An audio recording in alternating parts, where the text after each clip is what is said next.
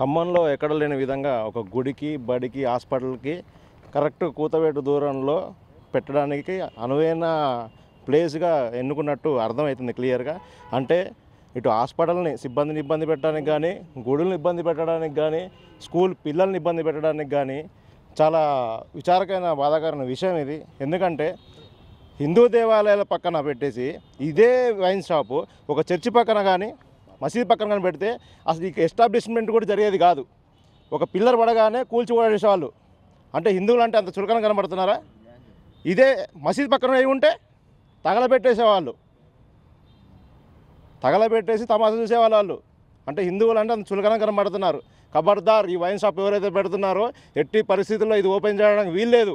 చుట్టుపక్కల అందరూ కూడా ఆగ్రహంగా ఉన్నారు. ముఖ్యంగా బీజేపీ, హిందుత్వ వాళ్ళందరం కలిసి దీని మీద తీవ్రంగా ఖండిస్తున్నాం. ఎట్టి పరిస్థితుల్లో ఇది మళ్ళీ కన్స్ట్రక్షన్ ముందర పోవడానికి వీల్లేదు. బాజాబ్తుగా అన్నీ కూడా కంప్లైంట్ ఇచ్చుకొని కూర్చున్నాం. మళ్ళీ ఎక్స్టెన్షన్ శాఖకి, పోలీస్ డిపార్ట్మెంట్ వాళ్ళకి, కలెక్టర్ గారికి కూడా వినతి ఇచ్చుకొని వచ్చినాం. మళ్ళీ వర్క్ స్టార్ట్ చేయడానికి చూశారు.